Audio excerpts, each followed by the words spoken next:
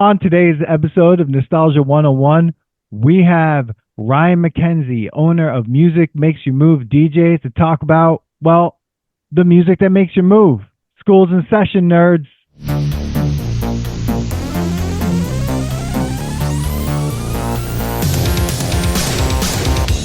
Welcome to the Nostalgia Test Podcast, the show where two longtime friends put their mainstream pop culture past to the ultimate test, the Nostalgia Test. Let's go dancing. Let's go dancing. Welcome, everyone, to Nostalgia Test Podcast. I'm your host, Dan Dissinger, here in LA. I'm with my co-host and longtime friend, Manny Coelho, there in New York. Manny, you ready for the 101? I am ready to do the Macarena, the please, Harlem no. Shake, and what is it? The twist? What did I used to do? The electric slide. I did so many freaking YMCA. There, you name them. When I was working as I think I worked for the DJ company from the age of like 16 to 19 years old. Mm-hmm. There's a place called Hollywood DJs.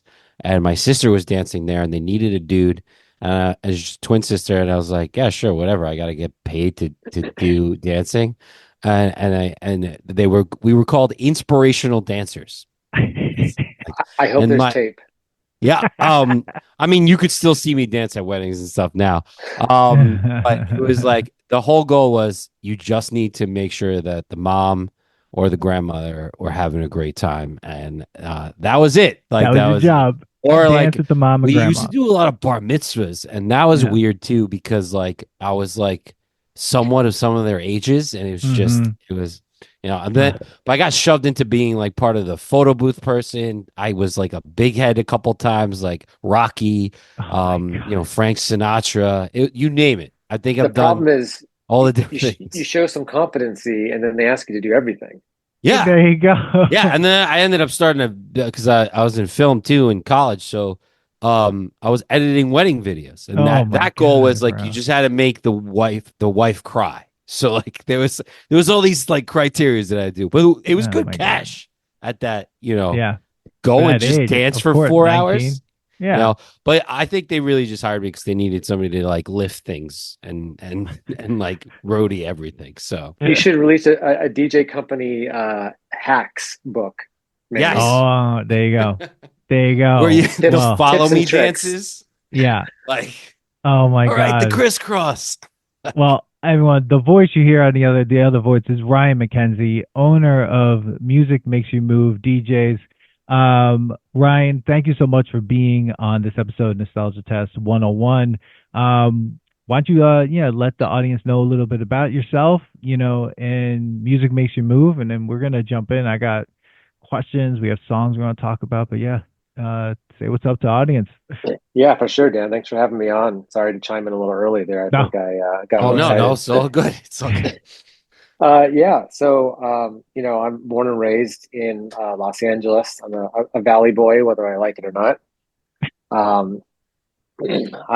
have always been into music. I got into DJing. It's kind of a funny story, but so I was waiting tables out of high school at PF Chang's, of all places, and I was training this guy to be a new server. And after training with me for a week, he's like, "Hey, you've got a good personality. You know a lot about music. Have you ever thought about being a DJ?"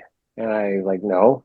And he goes, "Well, I'm just working here for Capital. I just started a DJ company. Would you be interested in learning how to DJ?" And I was like, "Sure."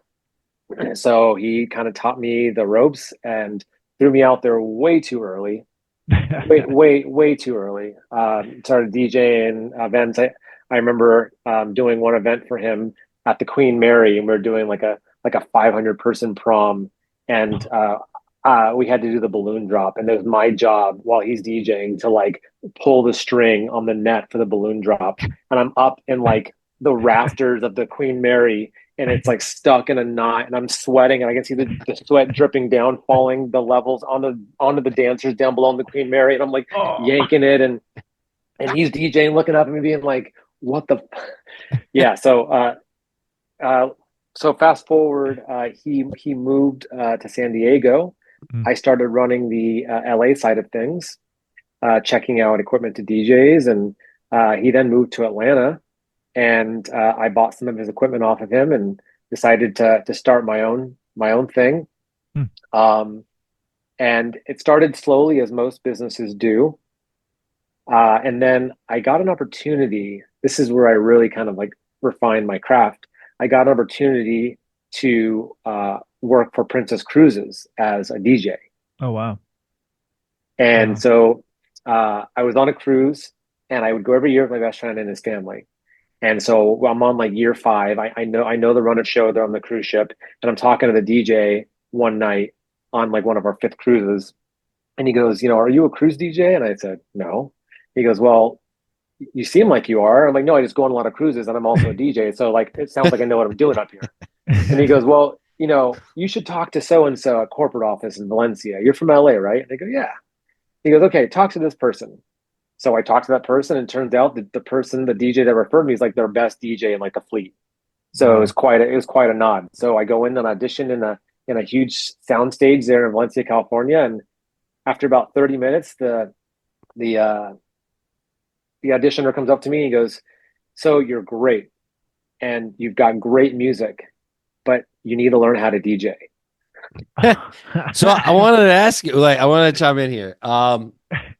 You auditioned to be a DJ. What's the audition like? So did you have to bring, but first of all, I don't want to date you, but do you have records? Are you DJing on at this time it's CDJs. It was CDJs at this point. Okay. Yeah.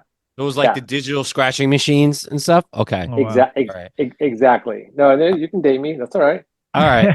I mean, people will watch this. I'm 43. So like I saw like the company I was working for, like there was one DJ, he would only spin records, and then he finally started buying the DJ, the CD things, and like I had just kind of stopped when everything just became digital.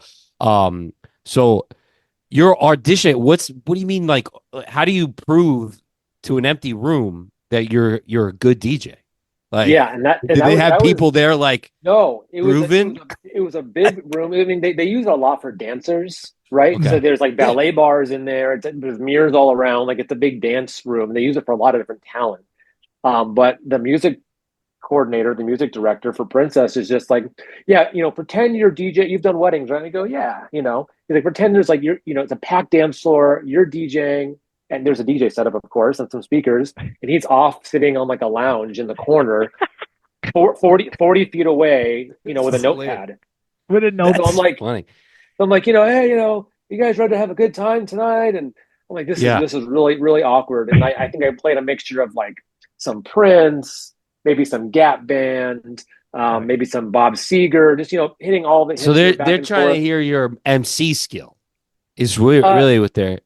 No, not really. I think they really wanted to, like, and I'll tell you, I finished and he's like, basically when I first started DJing, I was just playing the songs that I wanted to hear. I thought that would be great for the crowd. And I'm just fading them in back and forth. Yeah. That sounds like me and Dave, Dan, at our block parties we would DJ at, which was like, by the way, just 2 stereo systems that we were like, all right, put this on. So you would just fade in and out. Okay. Yeah, I mean, I had some like unique transitions, and that I learned over the course of like making it up as I go. But he's like, the music was great. You were great on the mic. You seem like a lot of fun. You got a great recommendation. You need to learn how to like, if we put you on these cruise ships, you're in a nightclub. There's people coming from all over the world, and they're gonna want transitions, and you'll be called out if you can't do it. Yeah. So he goes, learn that and come back. So I went to Scratch DJ Academy in West LA, started by Jam Master Jay from Run DMC. Wow. And I went to Scratch DJ Academy, with DJ Hoppa, and I learned from like the best DJs around. And after finishing that course, I went back in, and he's like, "All right, go ahead. Same room, same guy." And after like 9 minutes, he's like, "You're good, man. We'll let you know when we can have you on a ship." And then a day later, he's like, "Hey, can you be in Skagway, Alaska on next Wednesday?" And I'm like, "Yeah, sure." And that was it then 4 years, I was traveling around the world, DJing on cruise ships every night from the Mediterranean, learning from different cultures and ethnicities. And that's got to be crazy because now you're DJing throughout the world. Like different cultures want different beats, different BPMs. Like they're looking for a whole other thing because and every night. Yeah. Like you want to talk about 10,000 hours. You're like, you're getting it in. You're getting it in. That's crazy. That was a wild time. Well, yeah, we'll leave it at that.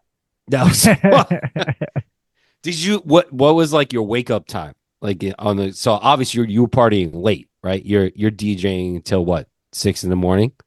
That was pretty rare. I would say, the latest was like 4 in the morning, 3 in the morning. But, there was some times I had a pretty sweet gig where I was doing the small cruise ship in French Polynesia, and they needed me to go out there on an emergency, and they didn't have a DJ. They had a production crew guy that would go up there in the restaurant from 10 to 11 and play music on an iPad. Like there's no need for a DJ on this ship, but he got injured.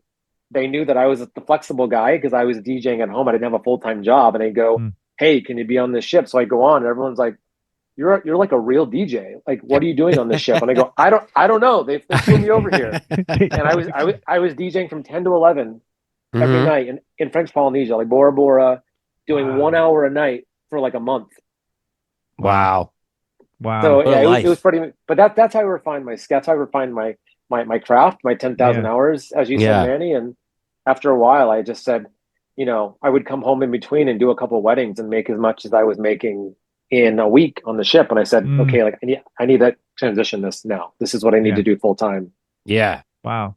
So how did the transition happen to like from there to start this business and like as building? Like how has that been? Like, and like how has the change maybe even been in like how people are DJing, right? Because now there's a whole other level of like, we're not doing too much with CD scratching. It's going much more into the digital.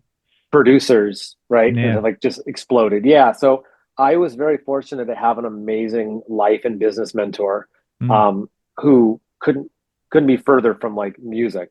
But business is universal, right? Yeah. So, I started the business technically in 2011, and I was doing the cruise ship from 2008 to 2012. So that last year I was doing it, it was growing in that year. And that's when I realized like this is much more lucrative than doing the cruise ships.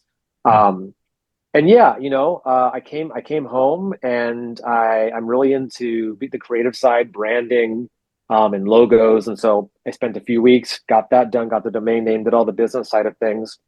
And then I just started getting myself out there and offering people discounts and doing weddings for $500, which is wild to think about. I saw a picture of the first wedding that I did with like carpeted Cerwin Vega speakers on the floor.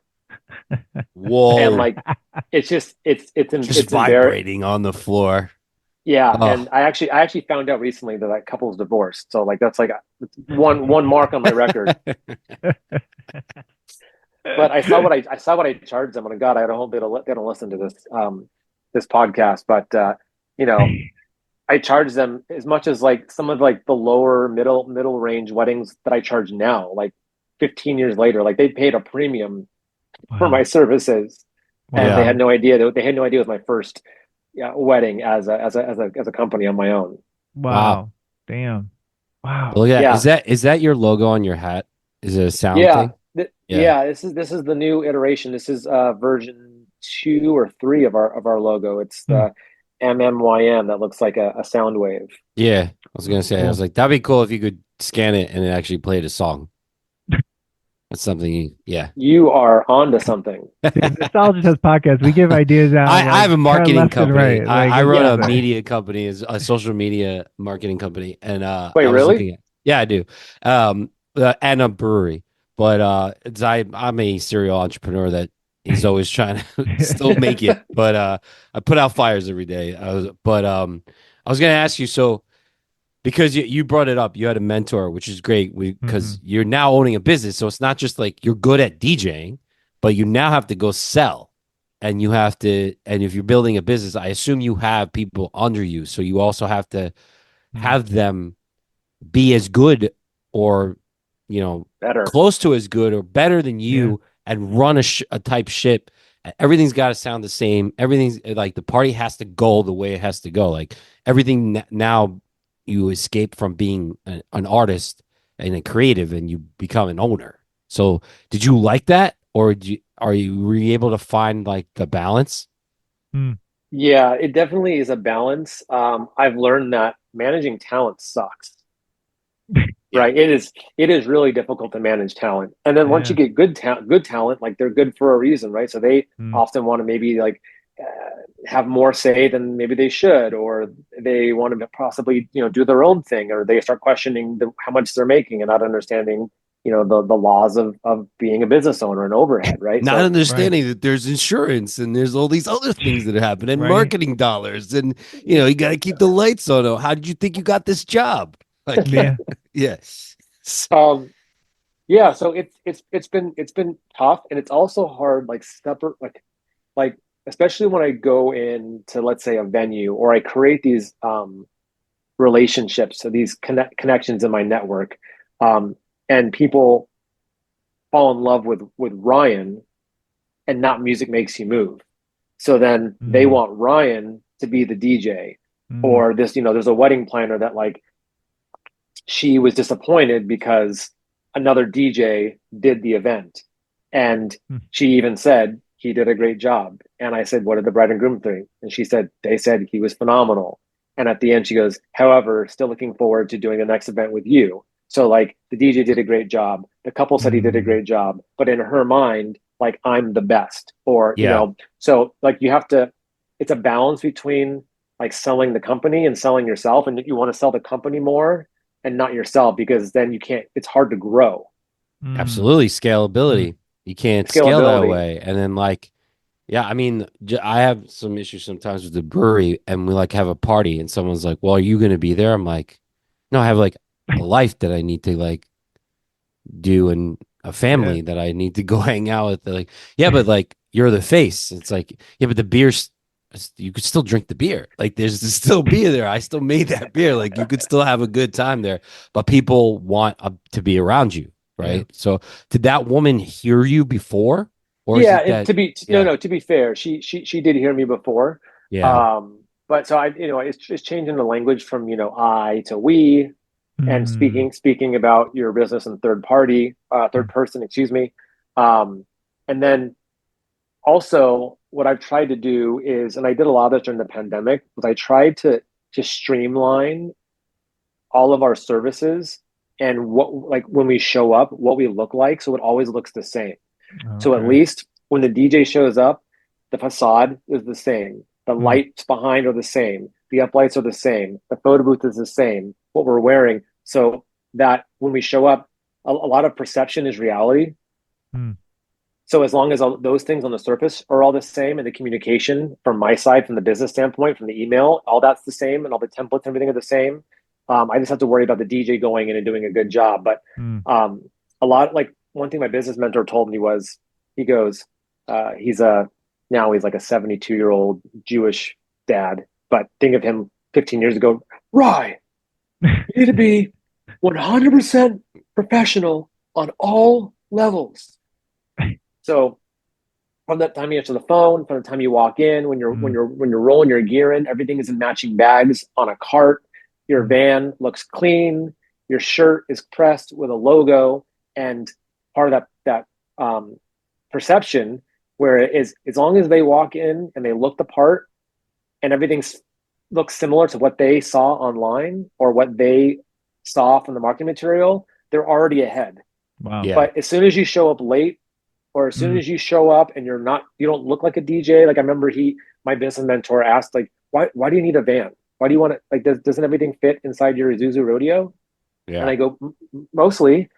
And he goes, well, then why do you want to waste money on a van? I said, well, let me tell you, I've noticed when I show up to a lot of events, even house parties, the smaller events, they always say, oh, wow, like you can fit all that in your car? And they're just kind of surprised. And I think, and I feel like if I show up with a van, the perception changes, like, oh, this is what he does full time. It's a professional company. He's invested in a work vehicle. And I gave him those few, cases, and he goes, "You should buy a van. You're right." Yeah.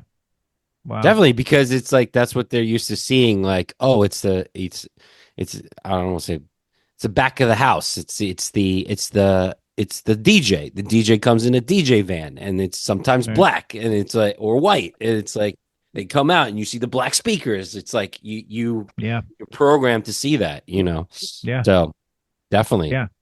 Wow. It's like the difference between like a professional baseball team and a Sandlot team. Like, you watch it, they're all in like crazy Yankees. T-shirts and Doesn't mean they're not going to get smoked in the World Series. Exactly. but they look the part, and I'm not going to. They look great when it happens. Yeah, I don't feel like I got gypped out of my money for the tickets. Like, okay, I'm seeing a professional organization here. They just happen to lose. Yeah. Exactly. So let me ask you. So getting part of the nostalgia part. So that was the professional part. So when you first started and you started getting paid, it was just you. Like it was just me. It was just you. And this was you said around 2011? Exactly. You're doing more weddings, bar mitzvahs, all of that? What were you? What was I would say it was more weddings, bar mitzvahs. And then now it's evolved to our bread and butter would probably be weddings and corporate events. Okay. Yeah, corporate events are huge now. Huge. We love corporate events. We love them. I love a corporate event.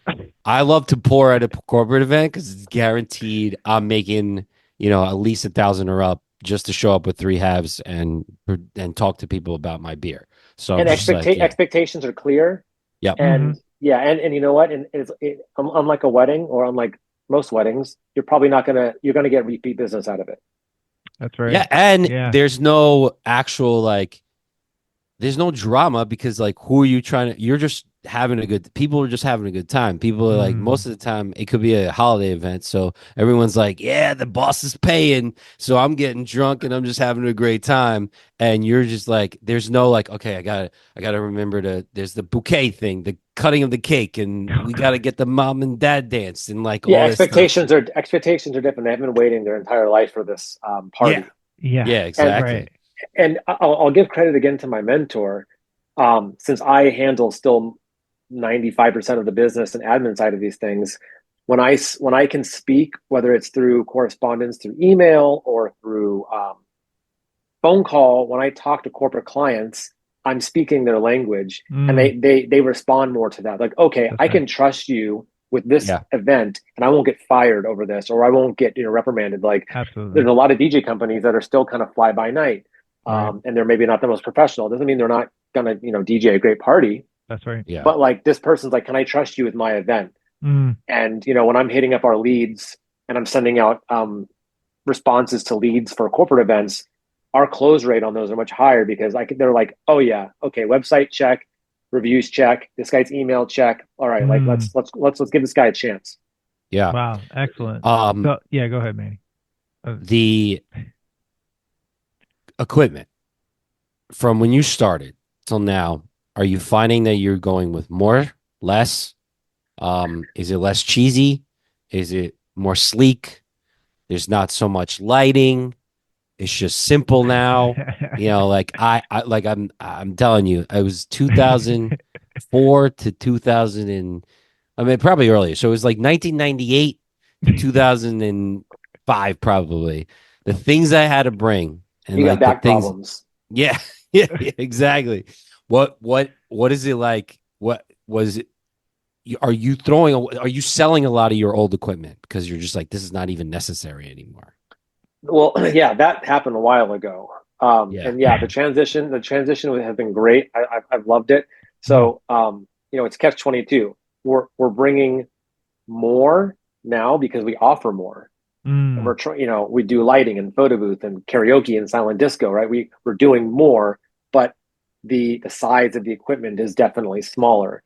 The speakers are smaller and lighter. The lights are lighter and smaller. There's less cables because we can run things wirelessly now, or we can have a cocktail speaker out at the cocktail hour that's running Bluetooth on a battery powered speaker. Oh, right. Wow. So you've got a little, a work phone on the back of the speaker playing a Spotify playlist plugged into this this tower speaker, and it's like when you're done, it's like close the speaker, put the phone away, and you're done. So things have definitely evolved.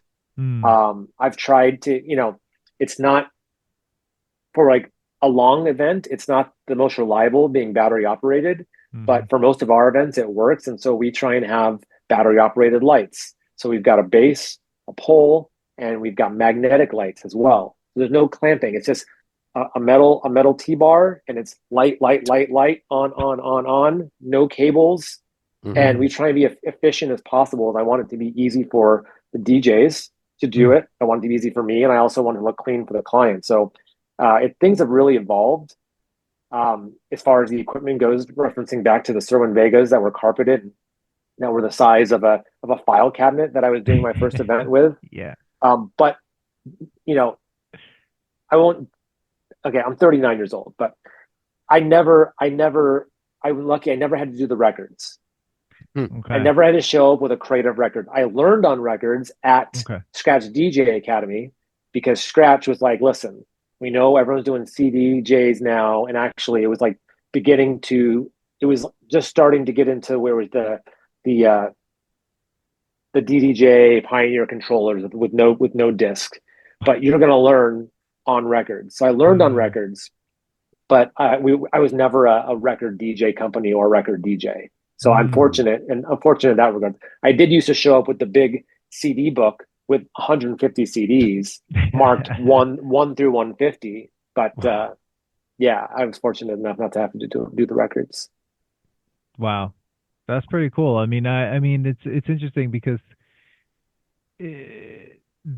I feel like the way you explain it is like this is a business. I'm running this business to make it, to do the best for my client as possible. And in terms of when we talk about nostalgia, sometimes we get stuck in nostalgia and not think about like, well, what could be better for even like the audience or a client or a consumer for something. And sometimes I know we get stuck on the nostalgia for something. I mean, we just talk about what we like, Dan? Yeah, fuck it. We're just going to do whatever we want because that's what we came up on, right? But I think in terms of this, though, I think when you're thinking of music, are there things now that you're still, because nostalgia is a big part, I feel like, even in the music world right now, and people are going back to certain songs. Are there songs you feel like that you play or that have come back or that really hit still in terms of nostalgia, or maybe it's not nostalgia, maybe it's just like, this is always going to be good and it's always been good anytime it plays? So it's funny, I was making fun of Manny earlier when we first started talking about, please don't do the Macarena. Yeah.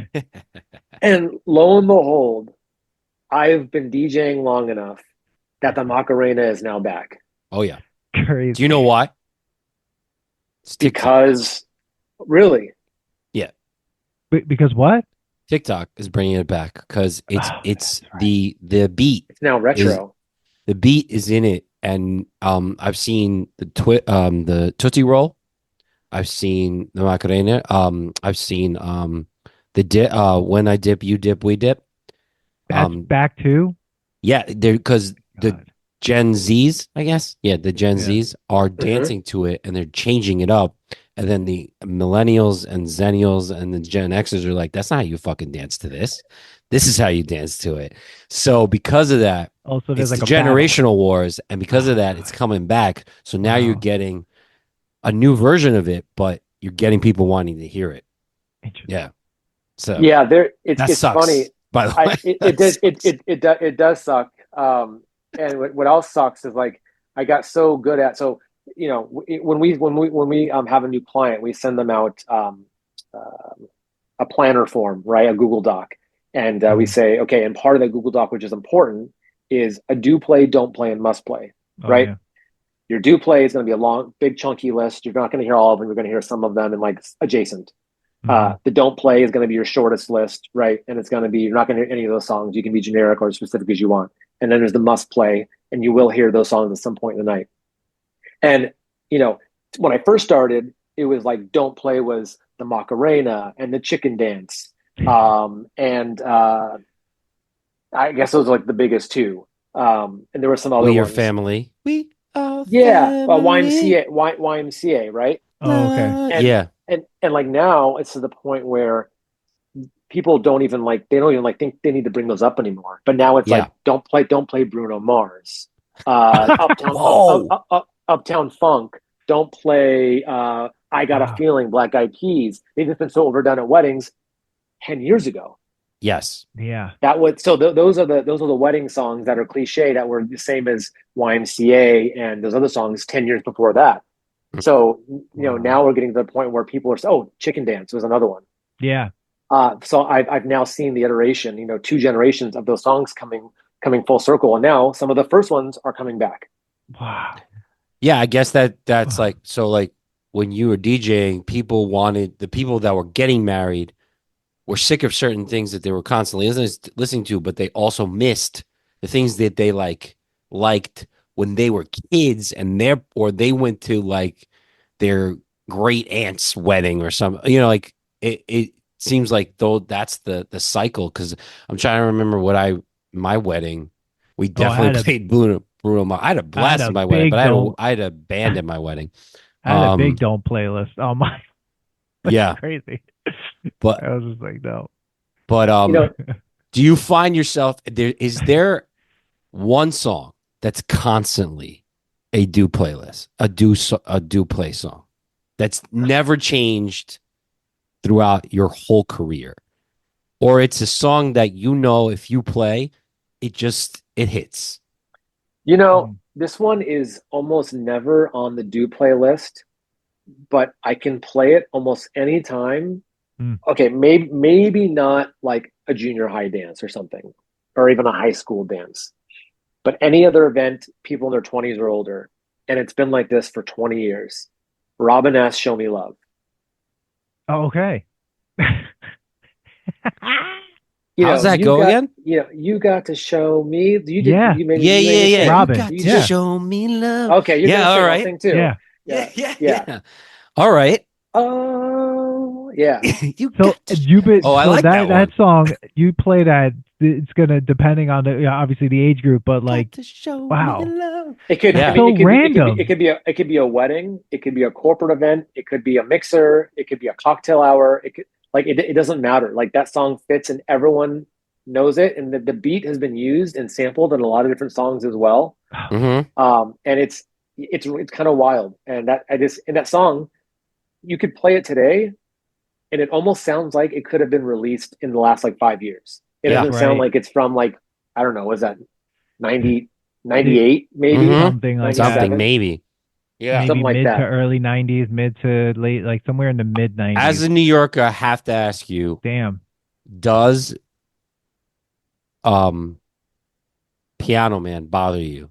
Like that to me, I mean, anytime in New York you hear it, and there's it's such a Long Island question. Yeah, well, I have to, because he said he grew up in LA. So to me, Billy Joel's at every wedding, at my wedding there was a huge sing along, and my family from Canada was singing along to it. So I was like, is it something that's played for years, or you just hate it?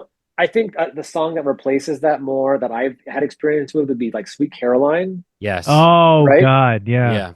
But Piano Man, I've got issues with that song for other reasons. But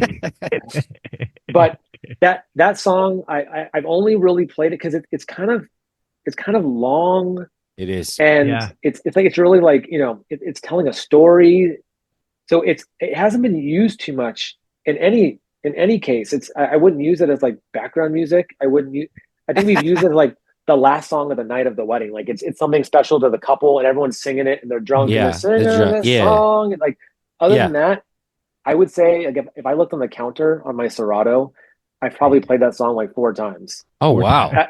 Ever. See, that's crazy to me. Yeah. No, Long Island when DJ, when I was DJ, when I was working at a DJ company, he would always end with the damn song "We Are Family," or "Last Dance," or "Last Dance." Last Dance. Donna Summer.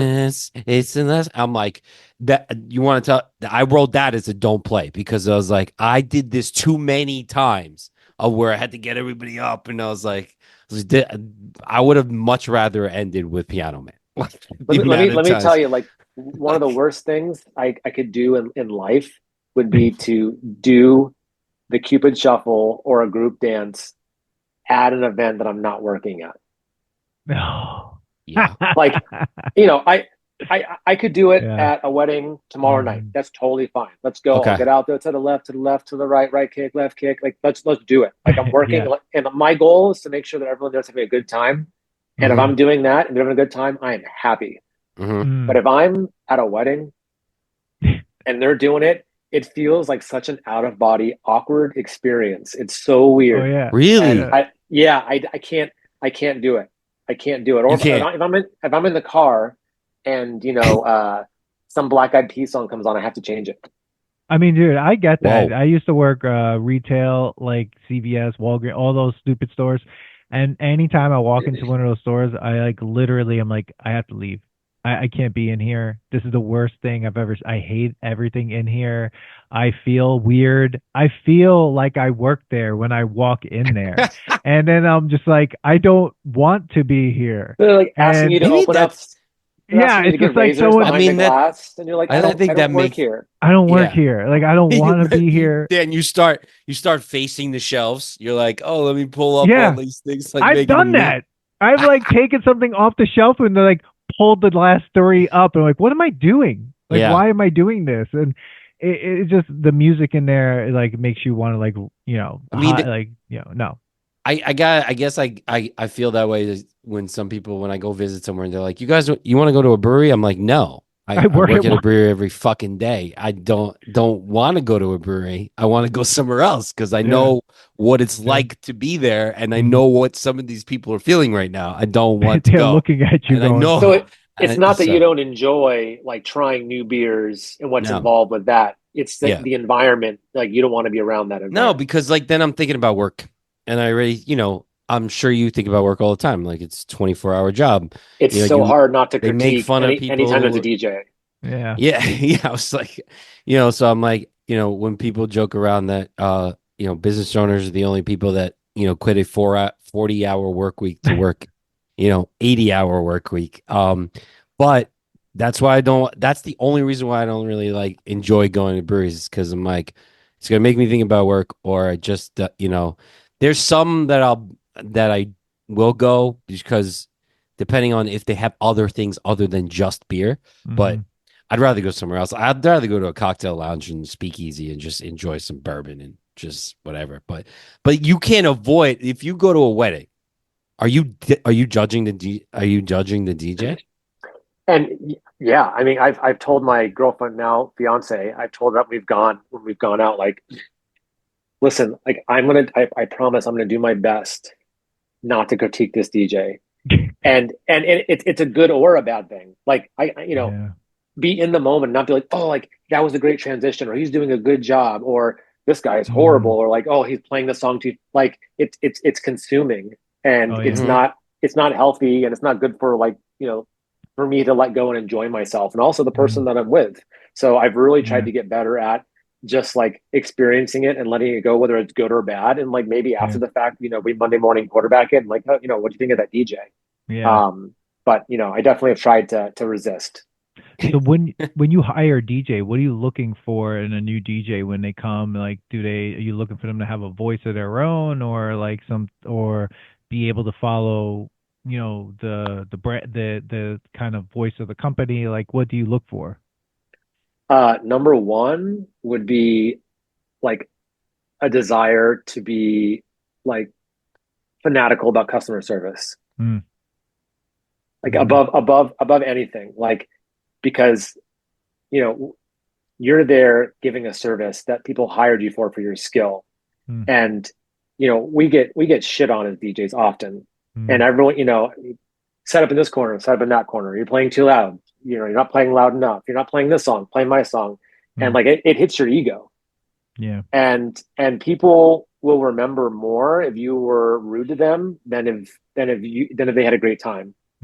Right? People leave reviews 10 times more for negative things than they do for positive things. So I first look for customer service, people that are easygoing, they're flexible, and then that they are good DJs and they've got a good music catalog, and they're fresh and new and Mm. hip, because it's really easy, even for myself. I mean, as I'm phasing out of fresh and hip, to just play what you know and what you're used to doing, and Yeah. you become the wedding singer, right? You end up playing black eyed peas and Man I Feel Like a Woman and Living on a Prayer and all those Wow. things. And like, You're if you go to a dating wedding, us. Yes, if you go exactly. to a wedding like that, unless the bride and groom specifically wants that, and I've Yeah. done some weddings that this, I was in a time machine. Yeah. Yeah. If you go to a wedding, there are some that like that, but if they're not like that, it's like it feels like you're in a time machine. People are like, this is really odd. Yeah. Yeah. And you got to be fresh, and you've got to have fresh music, and be willing to read the dance floor and ebb and flow. And what I like to do is bring the DJ on with me to do a couple of events, Mm. to watch how I do it, and then I'll go to do a couple of events that they do Mm. on their own, and I'll just kind of observe. And you can tell once I understand, like, as a person, how they are as a person. Once I see them DJ a couple of times, like, okay, that's fine. Like, you got it. You got it. Mhm. You can take a playlist from a couple and also meet with them one or two times and understand, like, their vibe and what they're going for. And I can So, trust, that they can rock that dance floor. Mm. so you're saying Awesome. when you were saying about the time machine thing, so you would be talking to a couple, and if you could tell that they're very nostalgic and they just want to have that cheesy 80s, 90s, or 2000s wedding, you're like, okay, they're gonna want the Black Eyed. It's like Hot Tub Time Machine. Here we go. Like Yeah, this is where it's at. they're gonna But want Mambo Number Five. yeah, Oh God. just because it's cheesy. But do you cut the length? Because cheesy's good up to a certain like minute, and then I'm like, okay, I want to move on with my ADHD of Yeah. cheesiness and like go Nostalgia to can only last so long. I find myself, even when I do it, when I have my own playlist, I'm like, yeah, Living on a Prayer is great, and then after the second chorus, I'm like, let's move on. Yeah, that's You like know, when Manny and I do like episodes where we're like listening to songs to see if they're nostalgic or still good or bad. We almost are like, how long are we going to sit here and listen to this song, right? Like, Yeah. if we could get through half, at least more than half, I feel like it passes. But like, most of the time, like when we did like Footloose, the song Footloose, we actually counted until when he actually got Footloose, and it like is over a minute until before it even happened, and we was like, you can't deal with this That's anymore. a good barometer. Yeah, it's just like, if it's only, sometimes you only need a minute. Sometimes you only need a minute just for that transition, maybe, right? Well, it's funny. I'm there's trying. Go ahead. no, go ahead, Manny. I was just trying to think about like how you would judge it. Like how do you stay hip? Like, are you listening to top 40? Are you just like seeing what the couples want? Are they kind of telling you? Is there like a DJ magazine that comes out? Like, A magazine. I'm That's fucking, even more I'm distinct. fucking Like, around. man, Dude, there's is a there a magazine for brewers. periodical that comes I'm just DJ out? trying to DJ Digest. DJ, like, yo, don't forget, this is the new trend. Like, is it like, how do you stay current? I listen to a lot of music. I try and stay really open minded, right? Mhm. I also, like, patting myself on the back a little bit. I've got a small gift where I can, like, hear something and say, like, I may not like this, but this is a good track for this event. I can plug this in there. Okay. Um, Spotify has been a godsend, right? Discover Weekly, Mm-hmm. um, playlist made for me, Hot New Friday, right? And I'll play stuff, and if I don't like it, I skip it. If I like it, I like it and add it to a playlist. I have a catalog of different playlists, and I categorize songs that way. I would say another way that I really find new music is if I'm doing a high school prom. And well, first I'll ask for requests in advance from the students. But while we're there, they'll let you know, like, hey, play this song. If I've never heard of it, I download it. And if I'm not sure if I can play it, I won't play it, just to be safe. But Mhm. all the songs that I got asked to play at the high school dance, I take note of it. And then later on, I then download those songs and I start trying to get familiar with those. Or if I go and do a Hispanic event and they're asking for, all this different type of cumbias music, And if they're asking for cumbia songs that I don't necessarily have, I take them and I keep a playlist of cumbias music. So I'll do a specific event, and when they're throwing songs at me that I don't already have, I know they're requesting it for a reason, and then I'll try and categorize those to make sure I have those for the next time I do an event for cumbia. So now, I can probably DJ myself up to like a 2.5 hour Latin party of only Latin music. Wow. And just play So and you're play, just playing the hit. you're actively feeding yourself knowledge to continue your craft, because if you didn't, you would have fizzled out a long time ago. Like, that's awesome to be able to like, oh, I'm DJing this party right now, but let me at least write all this down that you came up with, because this obviously means something if you're coming and asking.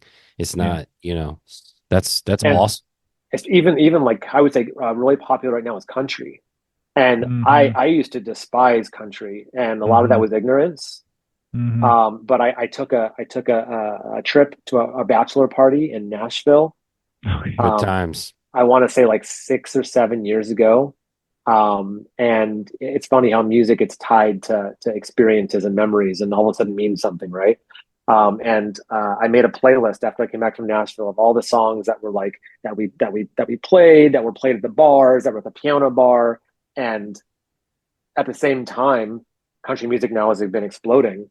And now I wouldn't say I actively play country on the daily, but I'm a big advocate, and I like a lot of country music now. And so now, as I'm doing events and people are asking for country music, I'm continuously adding it to my playlist. So I have more and more, because now you need to be able to DJ country into your sets now. Because Post Malone's got an album out, and Beyonce's got an album out. Jelly Roll. Jelly Roll, and these pop stars are going and having country influenced and country infused albums. And I'm having to get more educated on that. And luckily, my ear has been tuned to it over the past 5 or 6 years. But it's definitely a good thing of it is it fills the dance floor, right? Because there's square dancing happens, and like I know that bars by me, they're doing like country. Oh, you're serious? They're doing country square dancing happening, and with like hip country music. It's happening. Like there's a bar, Nutty Irishman. And they were trying to fill their Tuesday, and Tuesdays are country night, straight up just country the whole time. And like now they get like people that come in and wearing 8-gallon hats and just dressed like they're in Texas or Nashville, and they're doing their dances. Like it's like watching the Macarena, but country style, which is crazy. Oh my god! Well. I mean, that's a good transition into like putting some of these songs to the test, right? Like, so we sent you a list of group dance songs. We sort of already talked about a few, but we could, we'll hit some of these up, and then like, as we do in the nostalgia test, it's like, is it still good? Does it pass the nostalgia test and it's still good? Does it fail the nostalgia test and is just nostalgic? Or does it fail so badly that it is a song that maybe we have to put on the shelf and like, it needs to like, it's had its time, right? So one of the first one that we sent was the Electric Boogie, or the Electric Slide, which I mean is a classic. Everyone knows the Electric Slide. Does it pass the nostalgia test? It passes if you're at a Black event. Okay.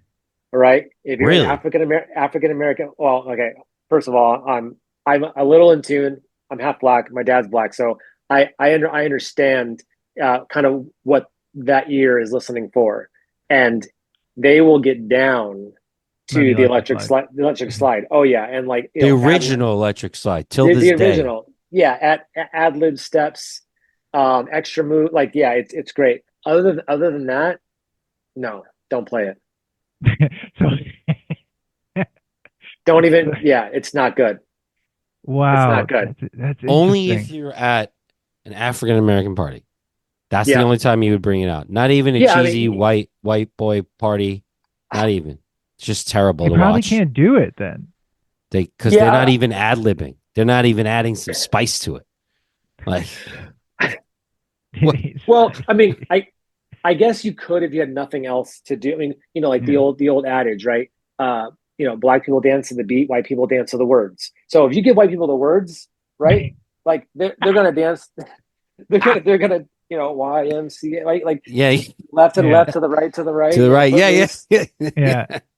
So It's so yeah, funny. you could, if you had nothing else to do, you could, and you might be safe, but like it's not gonna like really spark the dance floor. Okay. Okay. All right. That I makes would sense say to I would me. say this stays nostalgic for me. I definitely I hate that song gives me PTSD of the amount of times I had to dance to it. Yeah. Yeah. I And mean, I started adding an ad-libbing to make it funner you got it. because it was just so bad. So You got it. I mean, I think it stays nostalgic, but what's funny is like anytime these conversations come up about, especially, white people with no flavor and all these things, especially I with got flavor. but yeah, I think with Italian, like my family's mostly Italian, and I feel like they love doing the electric slide. I feel like to them, if they hear it, they're like, we're doing this. Like it's They're really dancing into the interesting. words. That's why, because I don't know. I've seen my mom like, do some twists and turns that weren't in the original electric slide. Like, So maybe the rule is like any culture that seasons their food with more than salt and pepper, like they're if pepper isn't too spicy. Is that Yeah, I come from a Portuguese family, so yeah, let's go. All right. I amend my original statement. I know. I mean, hey, it makes sense. I mean, it's the thing. So the Macarena, Macarena. I mean, I'm saying for me, trigger warning. I can't. I think it's not. It's nostalgic. It just makes nostalgia for me. But like it's very close. I actually hated this song when it was out. Like when it first came out. I don't know why this thing was such a hit. I would say this thing should just be on the shelf. Oh. That's my opinion.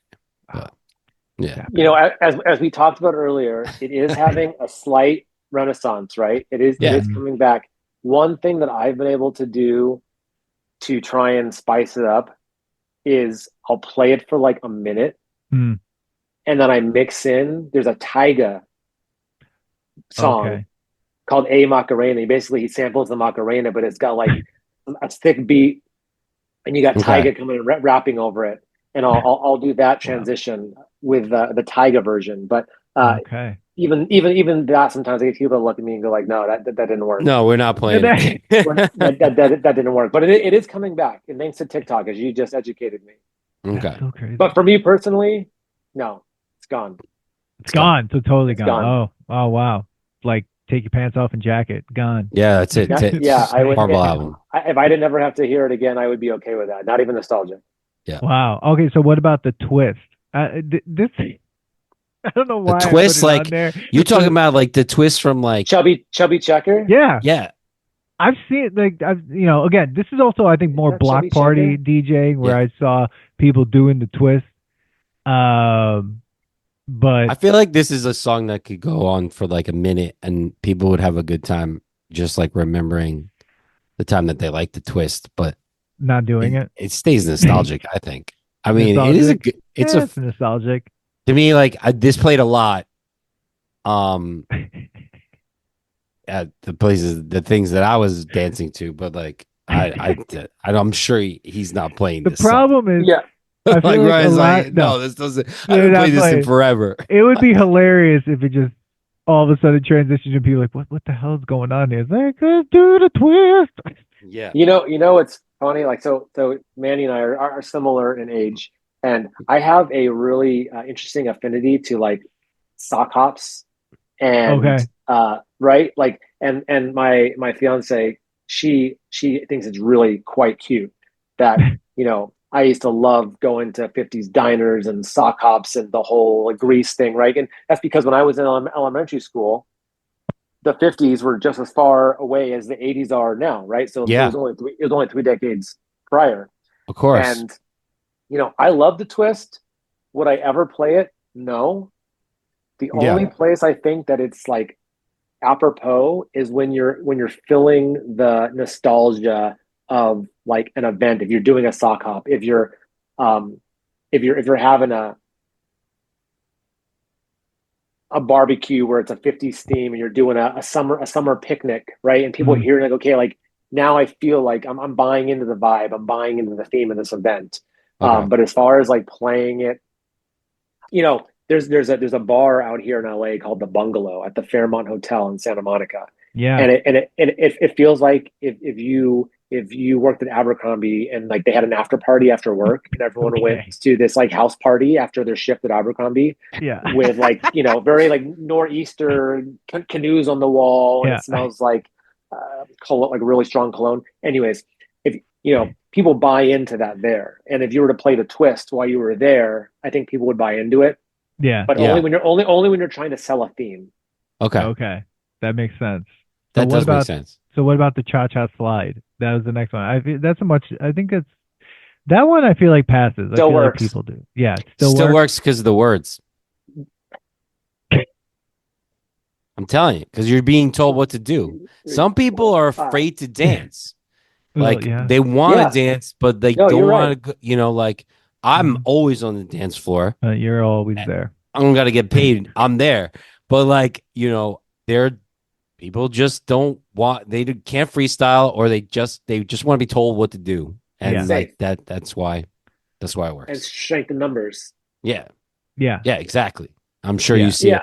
I'm sure you have to feel that way when like you're like shit. Like the floor has only got the 10 eccentrics, like the 10 people that are always dancing. It's like I got to get this place packed. So I got to say, like, if I don't have to play it, I won't play it. But if I do have to play it, I'm not ashamed to the cha-cha slide. And the cha-cha slide is one of those ones where, unless it's on the do not play list, I won't play it on one request. But there's some where I'll get 3, 4, 5 requests at the same event. I'm like, you know what? Okay, it's not on the do not play. I've gotten it like 4 or 5 times. Let me just play it. And then I'm kind of taken back by then, like it fills the dance floor. And I'm like, oh, okay. So I don't hate it, and I think it still works. Makes sense. I say it passes. I was at a corporate event and they played it. A bunch of people got on stage. Yeah, and I was like, "This is ironic that we're doing this right now." But I think I was me and this other guy were the only 2 dudes that were on stage. But there were a lot of females on stage. There's that really funny sketch with John Mulaney on SNL where he's talking to his girlfriend or whatever while they're doing the cha-cha slide, and he's just like doing it effortlessly. Like, it was a recent one. Yeah. Yeah. He was at an African American party. And and he knew more and he's about the dances than she did. Yeah. He's got no spice. Until they tell you to do the Charlie Brown, and everyone's like, what is the Charlie Brown? Yeah, no one knows. No one knows the Charlie Brown. I feel like that's like a thing that you just freestyle at. Like, who cares? It doesn't matter.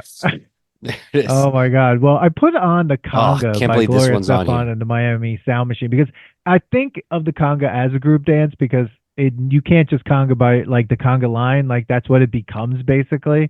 So I'm wondering, maybe it's the idea of the conga line. Does that still pass the nostalgia test like at an event? And I don't know. Like, and this is one of those songs that does that. Conga. Okay. People surprise me, and they will still bust out a conga line to not even a conga song. Like we're DJing, and like a conga line just right now. I'm like, why are we having a conga? Does it turn into a limbo line as well?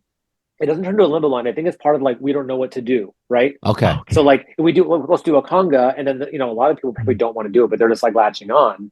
And then I quickly try and find a conga song now. Well, why they have the conga line going? They've already done the hard work. Let me see if I can mix in a conga song. And a lot of times I mix in the conga song, and then they stop the conga. They're like, enough of this. I'm like, they don't need the conga song. They just want to do the conga line. Yeah. But I'll tell you my alternate to the song. Let me save that. I want to hear what you think, Manny, first. I hate this song. I agree that like first of all, I find conga line weird. It is. I don't want to be told to get on a fucking line. Like I don't want to be touched. I'm already dancing.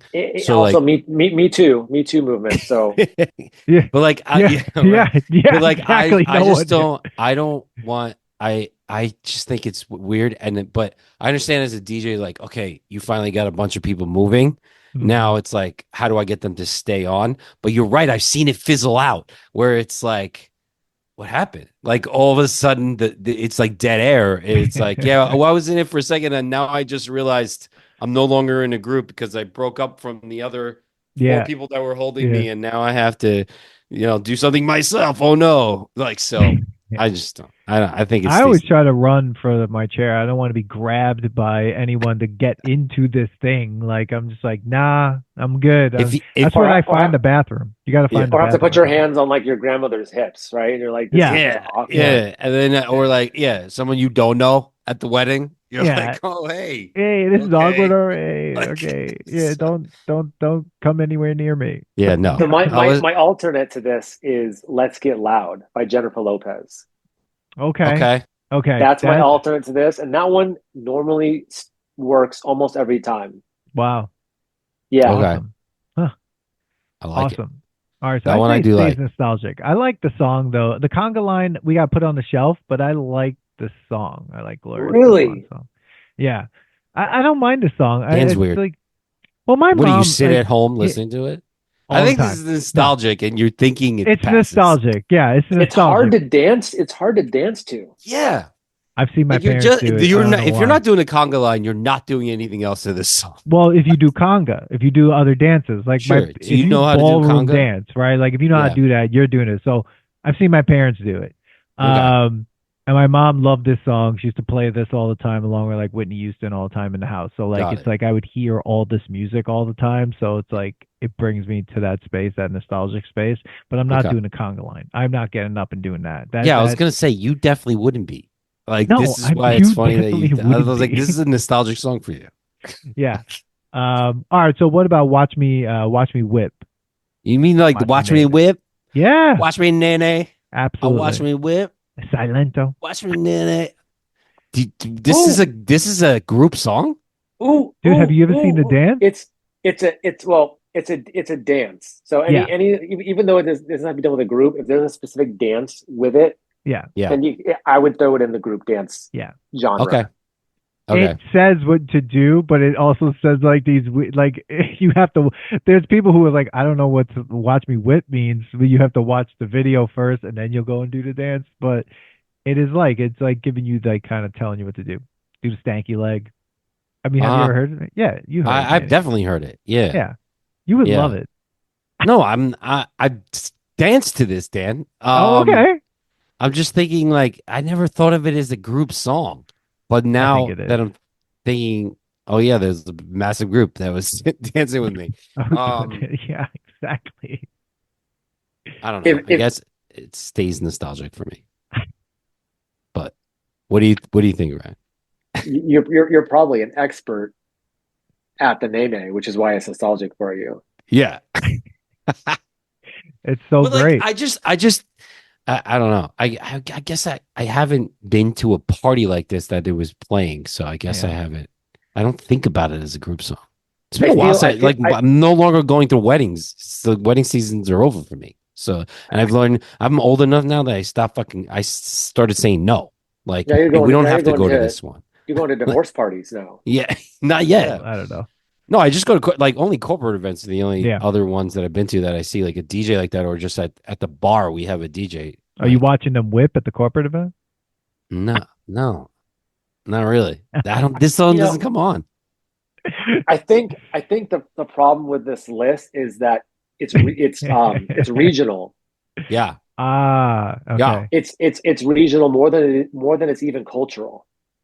Right. You're so right. like I've been to weddings in I'm not going to say where because it'll give away what wedding I was at, but in different parts of the country in middle America or even back east. Mm-hmm. And I am floored at not even weddings, going out to nightclubs and bars and the DJs are spinning and all of the people there are doing the cha-cha slide and Watch Me Whip and the Cupid Shuffle. They're doing these, and I said I would get thrown out of a nightclub if I played that here. If you played that there, I would get thrown. And here, they're loving it. And the bar owners are like, yes.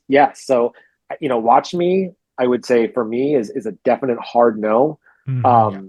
However, if I was in the car with Yeah. like my friends, or we're all similar age, and we're going out for the night. Like that song came on, like we'd probably like have fun and be like doing it in the car and having a good time. But like if we were out in front of like people in public, we'd be like, no.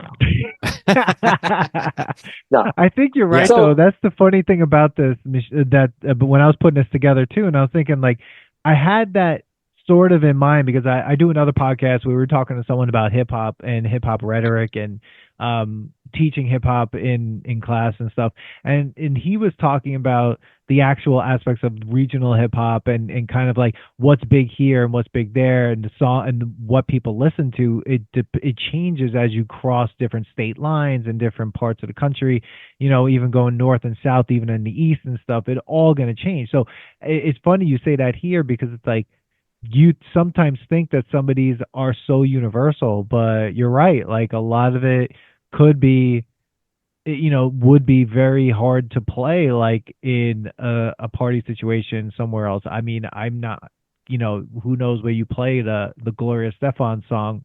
Maybe you do play that in Miami. I don't know. Canada. But like, you know, but like Canada. Prague. Sorry, Rich. My cousin's from Pickering. All right, YMCA. Pickering.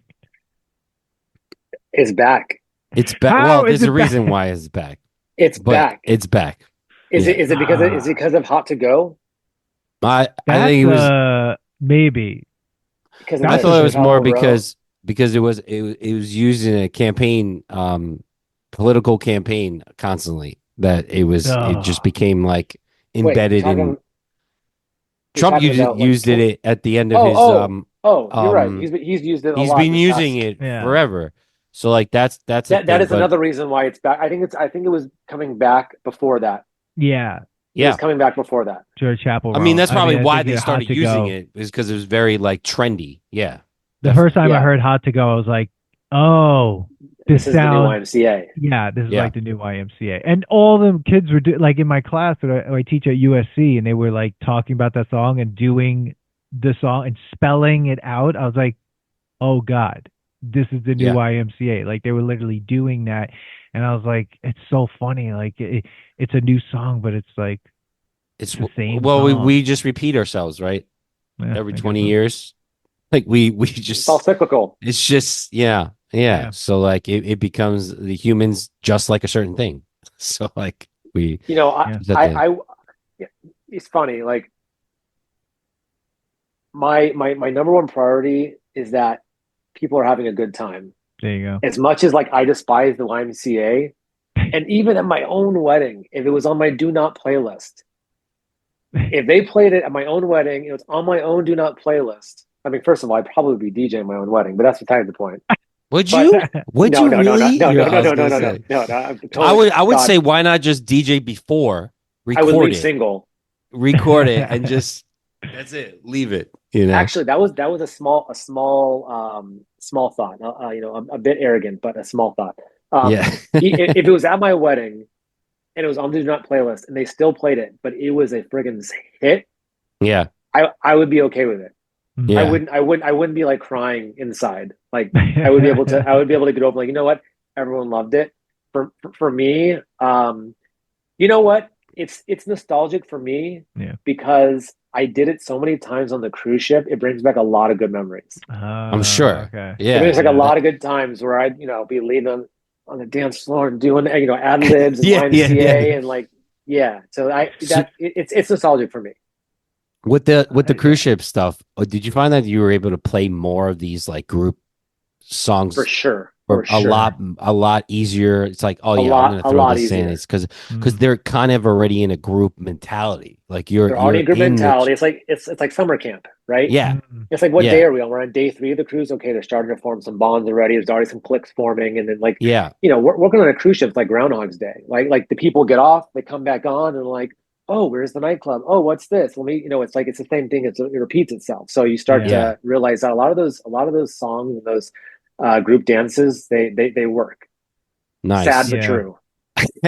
Well, and they're universal. One thing I wanted to ask is what I brought up Sam, about. I'm sorry. You said Sam but true. All I thought about was Metallica. I was like, there's no way. I've only been to one wedding where someone played a Metallica song, And it was because the bride was a Metallica fan, and she was like, "I need to hear a Metallica song," and it was the funniest thing. When I've do ever you play seen. that? Do you play that in like during dinner? When Dude, when is it's that the played? bride. She gets to hear it whenever she wants. Like it's Yeah. literally if She she wants to says, "I do want to hear some hair. What's it called? Hair rock or hair headbanging." hair? Yeah, headbanging. Wow. I guess I dated myself in a different way. Headbanging. Two, Yeah. actually three questions that I've been wanting to ask. Have you done an emo party? Like just chemical Was it romance. like an emo themed party Yeah, like or where an like you emo? saw that worked a lot. Like it was like, oh Um, man, if you played My Chemical Romance, Blink 182, Taking you Back know, Sunday. I've not done an emo party, but most weddings that we do, I have an emo set, Yeah, Okay. and it's a blast. blast. Yeah. Blink 182, My Chemical Romance, The Killers, um, Limp Bizkit, like just Limp anything Bizkit is coming anything back. late Oh 90s, yeah. early 2000s, like alternative rock emo, and you Mm-hmm. do probably like 5 to 7 songs of it back to back to back, and it's just like a big shout session.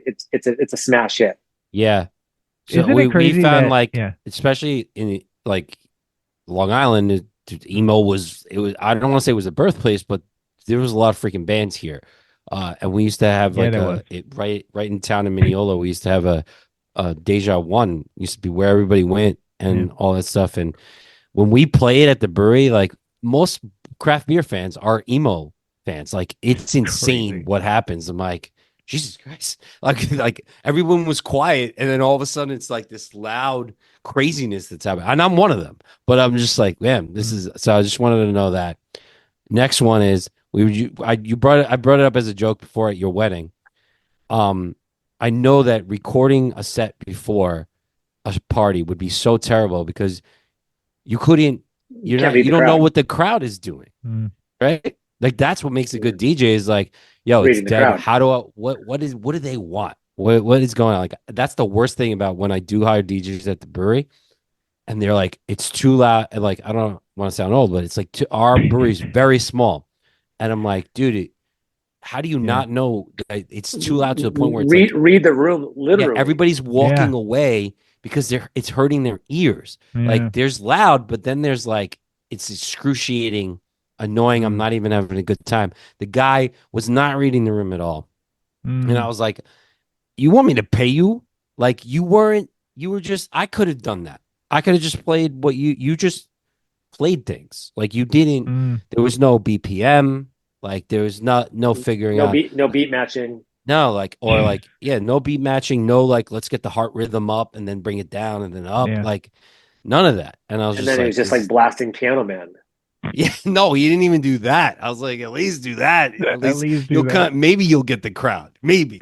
Like, it was, Oh my no, it was God, terrible. that's hilarious. I was like, and I still remember it. This is like one of the worst days. It was the day before, which tomorrow, are you DJing tomorrow somewhere?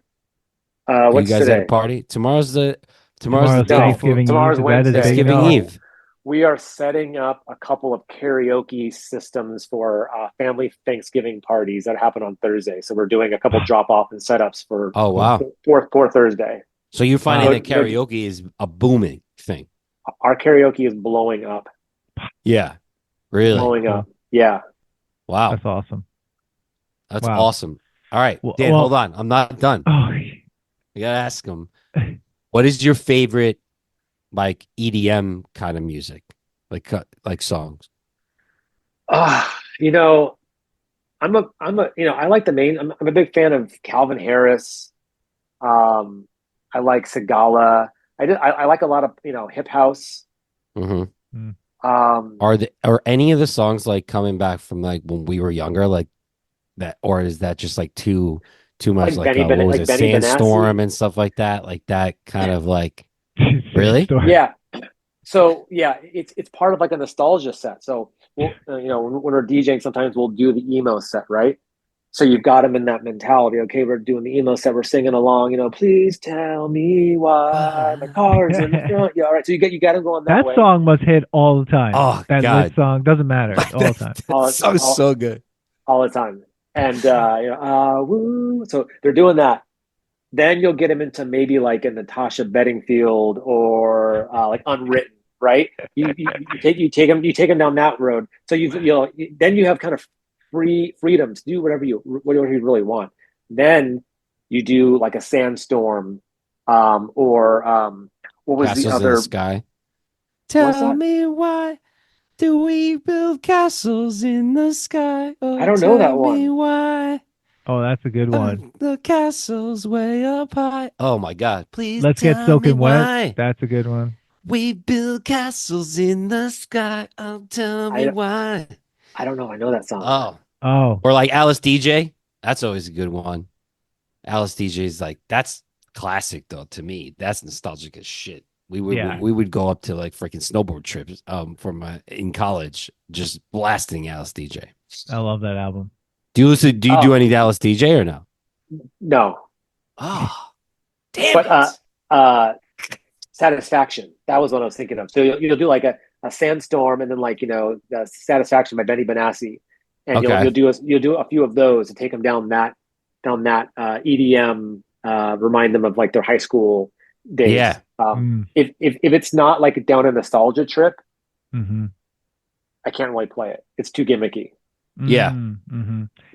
It's nostalgic for me. I think about waiting in line at Six Flags for Riddler's Revenge when I was like 17 years old, and I'm like, acting like I know how to do things with glow sticks and lines. We're all like, that's me and Dan. That was me and Dan. Ready to go on the ride. This is awesome. Yeah. This is so cool.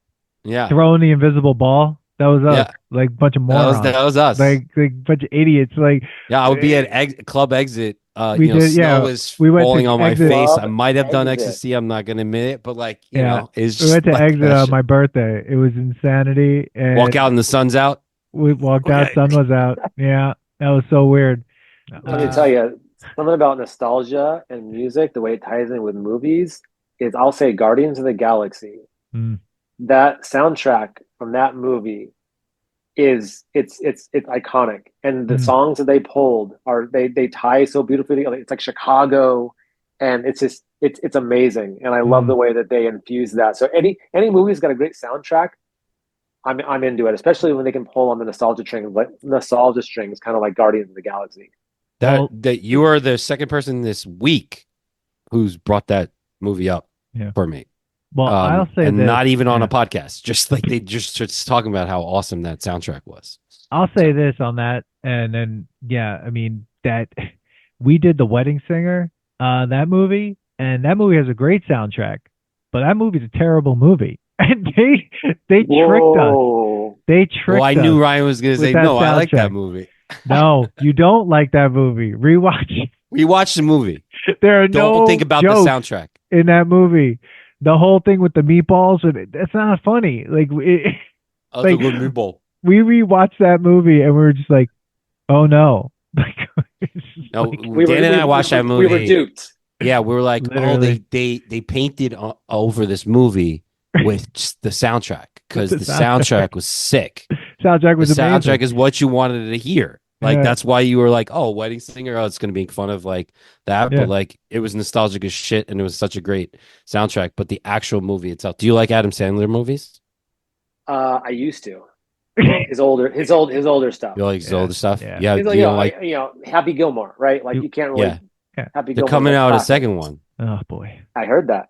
I'm not looking forward to it. As I said, I don't watch movies anymore. We're very big here on the remake. We hate remakes or useless, like we said before, useless sequels. Like, you're just what I found lately is that because everything we were just saying is like a 20-year thing, it's just a cash grab now. Like, hey, let's just superheroes and sequels. Yeah, like let's just do superhero sequels. Like legacy sequels are like so easy to cash grab, because you know what? I'm just going to go because, I know I'm going to get that nostalgic hit, and it's going to give me this like great feeling of, remember Beetlejuice, blah, blah. Like, it was an okay, Beetlejuice was fine, but I'm like, it definitely wasn't necessary at all. Like, it didn't do anything to the franchise at all. And apparently there's going to be a third one, which is fucking crazy to me. But that's what happens when you make enough money. Yeah. Like, you just keep making garbage. So, well, Ryan, Did you watch Roadhouse? No. The original Roadhouse? The original, yeah. Was there a second one? Oh, Yeah, there was a second one with some new heartthrob or something. They just did it with Jake Gyllenhaal. They just did a remake. Yeah. Don't watch it. It's a waste of time. Yeah. Don't watch it. Okay. Don't watch it.